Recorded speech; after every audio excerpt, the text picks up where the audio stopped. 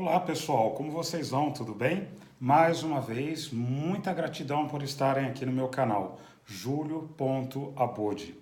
O tema de hoje foi solicitado pela nossa colega Tatiana e a pergunta que ela me faz é como fazer negociação presencial? Devo ter diferentes tipos de negociação presencial? É importante ou não é?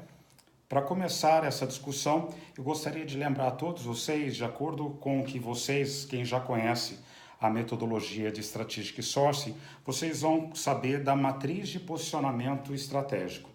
É importantíssimo vocês fazerem a matriz de posicionamento estratégico dos seus fornecedores, prestadores de serviços ou materiais, e classificá-los em, temos os não críticos, que é aquele material commodities, tem fornecedores de alavancagem, tem os fornecedores estratégicos e tem os fornecedores bottleneck ou fornecedores gargalo.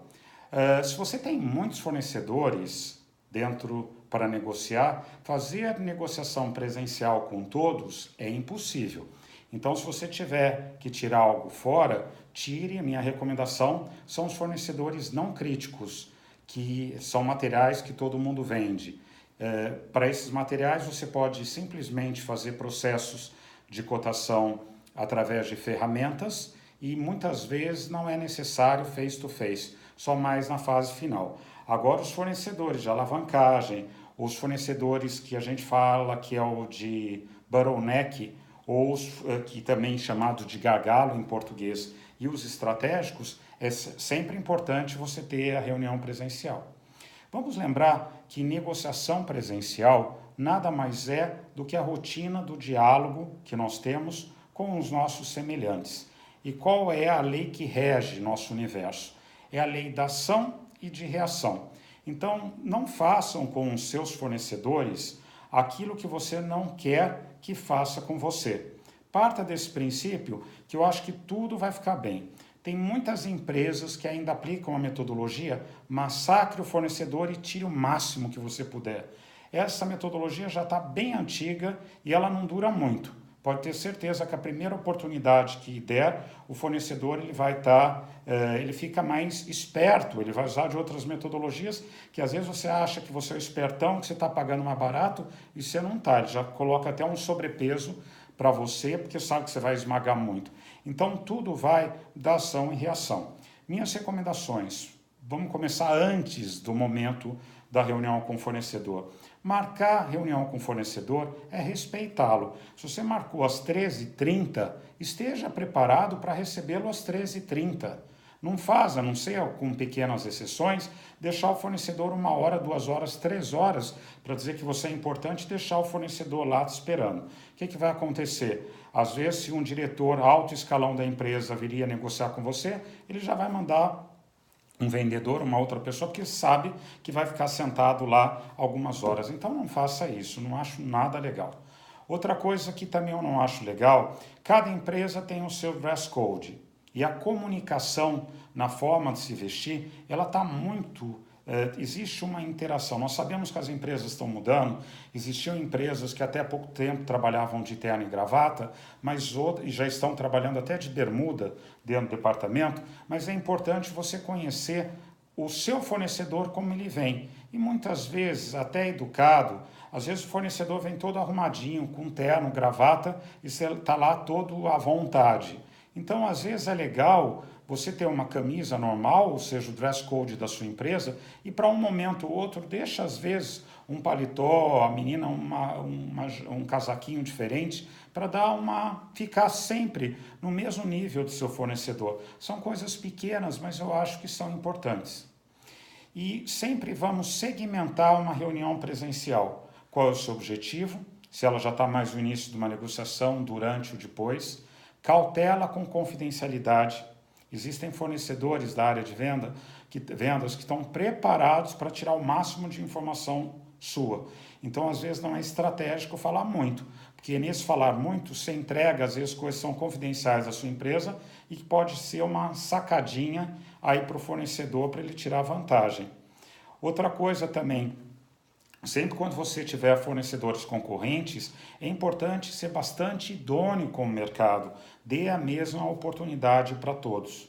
Evite fechar preço sem fazer bid e tentar dar proteção. Isso, de acordo com muitas políticas, não é idôneo, é non-compliance e pode dar até punição e desligamento de um comprador, diretor ou gerente. Então fiquem bastante atentos com as políticas, a metodologia que você vai seguir.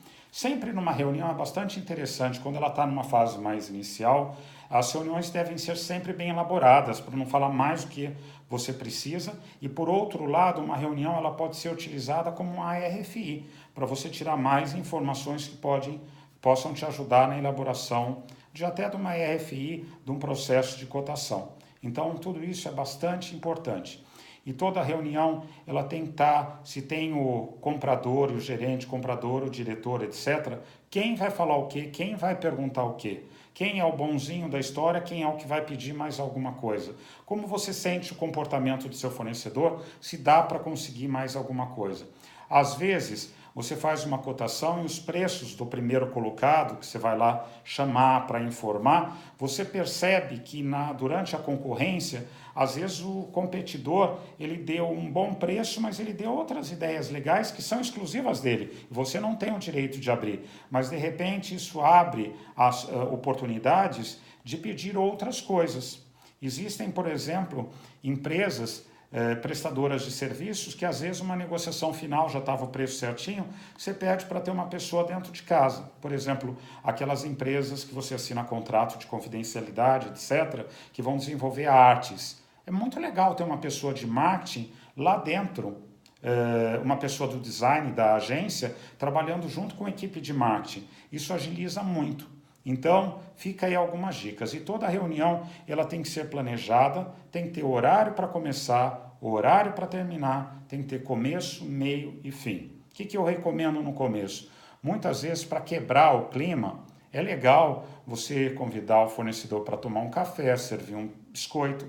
Isso é uma gentileza, principalmente as cidades grandes. Lembra que seu fornecedor vem cansado, às vezes pegou voo, não entra direto, demora e entra numa sala de reunião, oferece, vê se a pessoa quer ir ao banheiro, ou seja, reserve uns 5 minutos antes de uma reunião para você ter o quebra-gelo. Perguntar é bastante legal, não só de trabalho, como está a família, está tudo bem, sem invadir a privacidade de cada um. Mas isso é legal para criar aquele vínculo. 2, uma vez que você entre na sala de reunião, evite dispersão, atender celular no meio da negociação, não é legal, é uma coisa mais chata que tem. Às vezes está negociando com o fornecedor, a pessoa fica o tempo todo atendendo o celular e você perde o fio da meada. Desliga o celular ou põe no mudo, foco ali é com o seu fornecedor. Atenção na hora de sentar na mesa com documentos confidenciais. Se você tem, às vezes, de repente, cotações dos concorrentes ou cartão de visita do fornecedor anterior, observe para que a mesa esteja totalmente limpa, com tudo aquilo que pode ser confidencial. Evite, quando você estiver em 2 pessoas, na hora que você convidar para o seu fornecedor, que às vezes é 1 ou 2 pessoas ou 3 do fornecedor, deixe do mesmo lado as pessoas da sua empresa e deixe do outro lado o do seu fornecedor, porque às vezes você quer olhar um papel, uma anotação, que às vezes é confidencial e quer mostrar ao diretor ou o gerente para o seu comprador e não é legal estar do lado de lá, não tem como você ter essa sinergia. Sempre o rosto de uma forma de estar recebendo bem, ser um momento de prazer ter aquele fornecedor lá. Às vezes, durante a conversa também, não fique só negociando aquilo que você está negociando, mas jogue a temas de inovação, convide o fornecedor para fazer um evento de inovação dentro da sua empresa. Faça com que o fornecedor veja você como uma pessoa totalmente idônea, isso é indiscutível. Não aceite fornecedores durante a reunião deixar aquelas sacadinhas tipo, puta, se eu ganhar, eu tenho uma casa na praia, isso já era, não existe mais, gente. Ou, aqui tem um presentinho de Natal, de Ano Novo, isso acabou, a não ser que seja uma coisa simbólica, uma canetinha, um caderninho, uma coisa muito simbólica. Fora isso, não existe mais aquela, trouxe um presente para você, presente, ele está querendo, ele está esperando algo em troca. Então, se o fornecedor demonstrar com você qualquer coisa que demonstre que ele não é idôneo, corta, pula fora. Outra coisa que é legal também, às vezes quando você vê, já presenciei casos como esse, que o fornecedor fica dando jogadinha, tipo, olha, se eu ganhar a cotação, corta isso, sabe? Já joga na lata. E não atenda esse tipo de fornecedor sozinho. Tenha sempre alguém da sua empresa para servir como testemunha, porque isso passou, não existe mais. E é isso que a gente não quer mais. Idoneidade não se discute em compras. Outra coisa que é bastante importante, demonstre ser o que você realmente é. Às vezes, um comprador, gerente, diretor, ele demonstra nas conversas, às vezes que saem particulares, coisas que são bem desinteressantes para tratar no momento de reunião. Não é legal. Ou já vi casos absurdos acontecerem e não dá para tratar aqui devido à confidencialidade. Tem também o famoso Supplier Relationship Management, que nada mais é, pode fazer parte de uma reunião onde você vai discutir projetos de ambas as partes. O que eu mais acredito são projetos ganha-ganha. Não existe uma empresa achar que você vai ganhar e ele vai perder, é ilusão sua. Você tem que tratar com o fornecedor, ganhar escala produtiva, ele ter mais exclusividade, ele te garantir qualidade, ter aí rebates, projetos, fazer o famoso contrato de, eu sou a favor de 2 anos, 3, com cláusula de produtividade obrigatória incluída, tipo 4, 5, 6%. Ele tem que trabalhar para te trazer inovação e trazer produtividade. E não coloque nos contratos, a gente pode discutir temas de contratos à parte, mas aquela famosa cláusula mutual release, eu sempre recomendo, sem penalidades. Você faz um contrato de 3 anos, com cláusula de produtividade. Se de repente aparecer uma tecnologia nova, você vai dizer, vai conversar com esse fornecedor que você fez o contrato, se ele pode te entregar esses resultados. Se ele dizer não, mutual release. Você faz a reunião, você pula fora e aí você não teria penalidade. Mas isso é um tema à parte que eu não gostaria de estar falando aqui. Então, são esses os pontos que eu gostaria de estar abordando. Expressão facial é super importante, jamais rosto de chacota, jamais rosto de dificuldade, tudo isso é importantíssimo. E o último tema que eu gostaria de dizer, por favor, conheça aqueles que fazem negociações para outros estados do Brasil ou negociações para regiões fora América Latina, América do Norte, Europa, Ásia, etc. Você precisa conhecer quais são as mudanças comportamentais existentes, gestos que você pode fazer, que não pode, se você vai cumprimentar, se você vai beijar. Vou pegar aqui alguns exemplos. Geralmente, reuniões com as americanas, elas não gostam que você chegue e vai lá dar beijinho, é uma coisa do brasileiro. Não faça isso, cumprimente com a mão. Por outro lado, os argentinos, existem casos que homens se beijam na hora que chegam para se cumprimentar. Então você precisa conhecer qual é o comportamento de cada país e jamais faça chacota. Respeite as diferenças. Isso é muito importante. Por exemplo, o pessoal de São Paulo com aquela ou região sudeste com chacota do pessoal que é do norte e nordeste que é mais lento. Isso não existe, gente. É inaceitável. Existem sim diferenças comportamentais que você tem que conhecer para poder tratar. Outros exemplos que eu vivi aí muitos anos. Às vezes você faz negociação dentro de América Latina, o brasileiro quer liderar tudo. Eu lidero o projeto da América Latina. Lembra, os argentinos são super capacitados também. Os colombianos, existem mega times. Costa Rica, o México, existem profissionais excepcionais em todos os países. Porém, existem diferenças comportamentais. Por exemplo, se você vai receber um fornecedor americano, ele gosta de começar cedo a trabalhar, mas 7 horas ele quer estar no hotel para descansar. Não vá marcar jantar com o fornecedor americano 9 horas da noite, que ele está quebrado de canseira. Não faça isso. Por outro lado, o México tem a característica de começar mais tarde. O México vai começar a trabalhar 9, 10 horas e você vai ligar na empresa às 7 horas e ele está trabalhando. Então, isso é muito importante. Isso são algumas coisas que você precisa estar atento, respeitando essas diferenças comportamentais. Existem casos que a reunião, Tatiana, conforme o seu pedido, foi presencial, mas existem casos que não dá para fazer presencial, você tem que fazer por telefone mesmo. Então, se for por telefone, vamos respeitar, além das diferentes culturas, o idioma é importantíssimo, está lapidado. Você vai fazer a reunião em português, inglês ou espanhol, dependendo qualquer outra parte do mundo, mas que você respeite também o fuso horário daquela região. E uma coisa que é horrorosa, empresas globais que pegam o fuso 24 horas, que tem fábrica no Japão, China, tem que marcar horários que de repente possa atender, ou faça 2 calls com fornecedores em horários diferentes para respeitar. Não vai marcar call que seja de madrugada para o seu país, que isso não funciona, ou vice-versa. Então aí são algumas noções básicas comportamentais que você deve ter, e lembra, ação dá ação e reação. Não faça com o fornecedor que você não quer que faça com você. Tenha simpatia, esteja presente, isso é bastante importante. Idoneidade não se discute.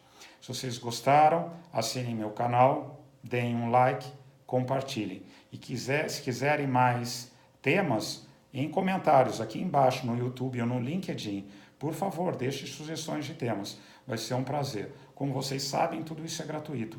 É simplesmente o prazer de passar informações, experiências de forma humilde, com um pouco de conhecimento aí adquirido durante esse período. E com certeza eu quero ouvir a soma de vocês, o que vocês também estão fazendo de diferente, para a gente ir aprendendo, somando e compartilhando. Isso que é legal para todo mundo. Aqui, para os apaixonados de compras, uma visão procurement ou compras 360 graus. A minha ideia é abranger tudo que existe na área fabulosa de procurement. Se você desejar um trabalho que seja dedicado à sua empresa, lembra de dar uma olhada no site www.estrategiasdecompras.com.br.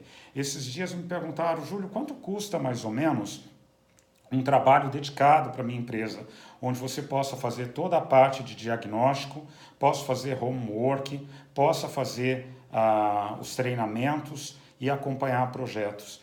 Geralmente esses trabalhos eles têm a duração básico de 4 dias com imersão. São treinamentos manhã, tarde e noite, e o custo está na faixa de R$ 1.800 por funcionário, com mínimo de 15 pessoas. E só para vocês terem uma ideia. E o resultado que a empresa vai ter, ele é muito grande, porque não é um custo, é um investimento, porque todo o pessoal trabalhando junto, e o milagre aqui não é da estratégia de compras do Júlio.